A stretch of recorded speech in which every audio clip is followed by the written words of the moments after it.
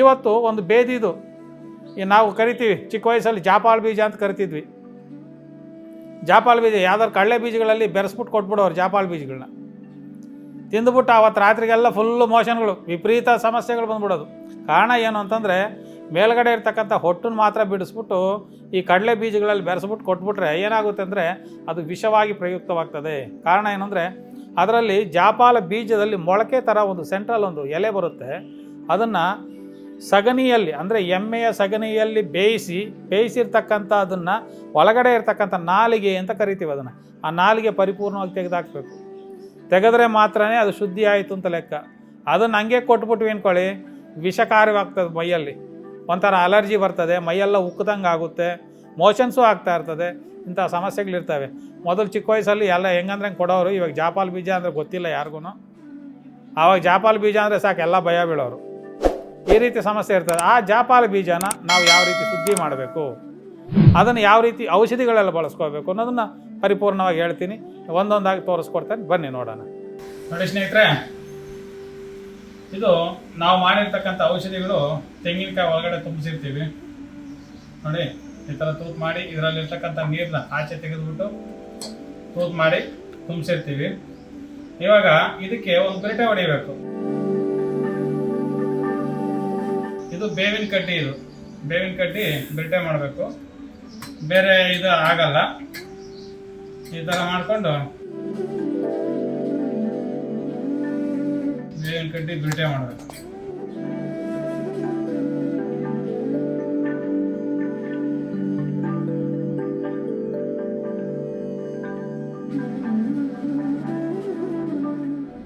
ಈ ಥರ ಬಿರಟೆ ಮಾಡಿ ಮುಚ್ಚಿಬಿಡ್ಬೇಕು. ಮುಚ್ಚಿಬಿಟ್ಟು ಇದಕ್ಕೆ ಸಗಣಿ ಮೆತ್ತಬೇಕು. ಸಗಣಿ ಮೆತ್ತಿ ಇದನ್ನು ಒಣಗಿಸ್ಕೊಂಡು ಆಮೇಲೆ ಕುಟುಕ್ ಹೋಗ್ಬೇಕು.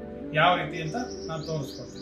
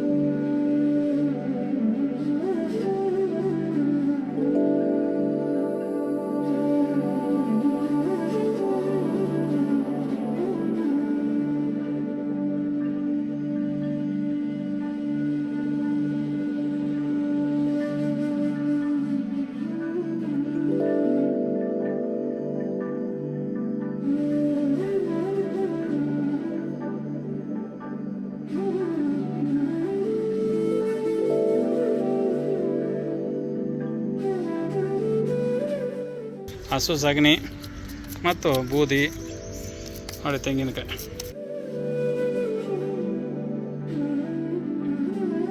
ಇದಕ್ಕೆ ಔಷಧಿ ತುಂಬಿ ಈ ರೀತಿ ಬಿರಟೆ ಹೊಡೆದಿರ್ತೀವಿ.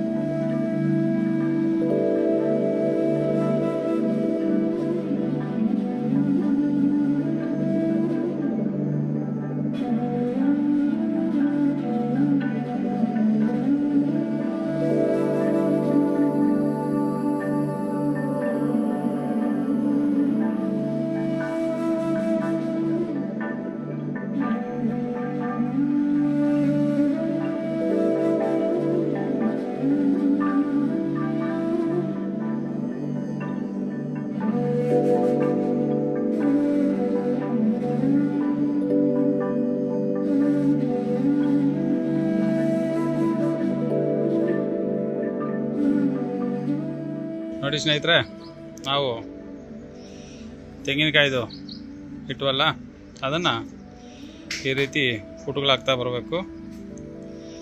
ಇದರೊಳಗಡೆ ಆ ತೆಂಗಿನಕಾಯಿ ಇಟ್ಟು ಮೇಲ್ಗಡೆ ಬೆರಣಿ ಹಾಕಿ ಈ ರೀತಿ ಪುಟ ಹಾಕ್ಕೋಬೇಕು. ಈ ಪುಟ ನೋಡ್ಕೋಬೇಕು, ಹೆಚ್ಚಿಗಾದರೆ ಸುಟ್ಟೋಗುತ್ತೆ, ಒಳಗಡೆ ಇರ್ತಕ್ಕಂಥ ಔಷಧಿ ಸುಟ್ಟೋಗುತ್ತೆ. ಕಡಿಮೆ ಆದರೆ ಪಾಕ ಬೇಯಲ್ಲ.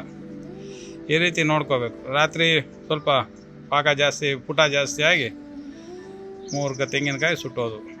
ಅದರಿಂದ ಈಗ ಪುಟ ಪಾಕ ನೋಡಿಕೊಂಡು ಎಷ್ಟೆಷ್ಟು ಬೇಕೋ ಅಷ್ಟೇ ಬೆರಣಿ ಹಾಕ್ಕೊಂಡು ಪುಟಗಳು ಹಾಕ್ಕೋಬೇಕು. ಒಳಗಡೆ ಕಾಯಿ ಬೇಯಬೇಕು. ಬೆಂದಿರ್ತಕ್ಕಂಥದ್ದನ್ನು ತಗೋಬೇಕು. ನಾವು ಬೆಂದಿರ್ತಕ್ಕಂಥ ಇದನ್ನು ಮಾತ್ರ, ಕಾಯಿ ಮಾತ್ರ ತಗೊಂಡು ಅದನ್ನು ಚೆನ್ನಾಗಿ ಅರೆದು ನಮಗೆ ಎಷ್ಟು ಗಾತ್ರ ಬೇಕೋ ಅಷ್ಟು ನಾವು ಈ ಒಂದು ಔಷಧಿನ ಗುಳಿಗೆ ಮಾಡಿ ಹೊಟ್ಟೆಗೆ ಕೊಡ್ತಕ್ಕಂಥದ್ದು.